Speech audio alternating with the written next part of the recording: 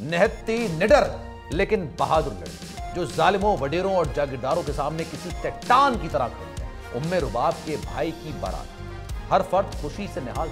Chandio family से ताल्लुक रखने वाले 62 अफराद ने साथियों के साथ उम्मे रुबाब के दादा, वालिद और चचा को दिन दहाड़े कत्ल कर दिया। आखिरी हिस्से में जिक्र करते हैं निहत्ती निडर लेकिन बहादुर लड़की जो जालिमों, वडेरों और जागीरदारों के सामने किसी चट्टान की तरह खड़ी है।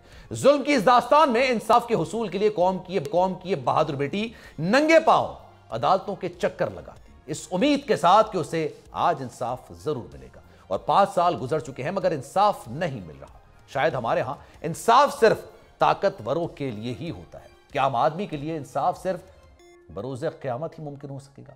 5 साल पहले 17 जनवरी साल 2018 की सर्द शाम उम्मे रुबाब के खानदान के लिए खुशियां लेकर आने वाली थी। घर में मेहमान थे, रौनक लगी हुई थी, हर तरफ जश्न का माहौल था, समा था। बहनें और करीबी रिश्तेदार खवातीन ढोलक की थाप पर शादी के नगमे गा रही थी क्योंकि अगले दिन उम्मे रुबाब के भाई की बारात थी। हर फर्द खुशी से निहाल था, लेकिन सिंध की चांडियो फैमिली से ताल्लुक रखने वाले 62 अफराद ने साथियों के साथ उम्मे रुबाब के दादा, वालिद और चचा को दिन दहाड़े कत्ल कर दिया। खुशियों भरा घर मातम कदा बन गया। उम्मे रुबाब की फैमिली की सिंध के इन सरदारों और वडेरों से कोई जाती दुश्मनी नहीं थी, मगर इनका कसूर सिर्फ यह था कि वो वडेरा शाही के खिलाफ आवाज बुलंद करके गुलामी की जंजीर पहनने से इनकारी। सरदार चांडियो और बुरहान चांडियो समेत 7 मुल्जिमान के खिलाफ मुकदमा तो दर्ज हुआ। चीफ जस्टिस ने 2 बार असुद नोटिस भी लिया, 2 माह में फैसला सुनाने का भी कहा गया, मगर 62 मुल्जिमान जमानत लेते रहे। ताखीर होती रही, तारीख पर तारीख दी जाती रही, मगर उम्मे रुबाब ने हार नहीं मानी। इस जुल्म के खिलाफ नंगे पांव अदालत का दरवाजा खटखटाने वाली उम्मे रुबाब ने पूरे निजाम इंसाफ को झिझोड़ के रख दिया। यह मुकदमा दादू की मॉडल ट्रायल कोर्ट में आज भी जेर समात है। चंद रोज पहले अदालत ने साबिक SHO करीम बख्श चांडियो को भी मुकदमे में नामजद करने का हुक्म दे दिया था, मगर इंसाफ है कि अब भी कोसों दूर दिखाई देता है। लेकिन सिंध की इस बेटी ने हिम्मत नहीं हारी और वो अब भी कानूनी जंग लड़ने के लिए कोशिशें जारी रखे हुए हैं।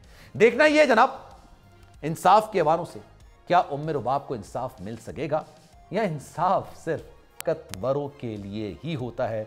उन्हीं के केसेस माफ होते हैं, उन्हीं को क्लीन चिट मिलती है, उन्हीं को पाकिस्तान आने की इजाजत होती है और आम आदमी सिर्फ तारीख पर तारीख लेके आगे बढ़ जाता है। जनाब, अगर ये वीडियो आपको पसंद आई है तो लाइक पर क्लिक जरूर कीजिएगा। 2022 बहुत सारे तोहफे भी देखे गया पाकिस्तान की आवाम को।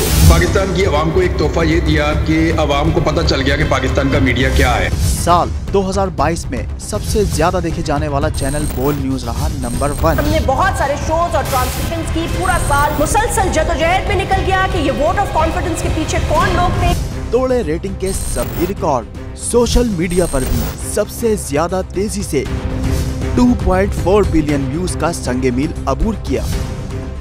एंकर्स को भी आवाम में सबसे ज्यादा मकबूलियत मिली और सोशल मीडिया पर भी बोल रहा सब पर भारी। सब्सक्राइब करें और बेल दबाएं ताकि कोई खबर रह न जाए।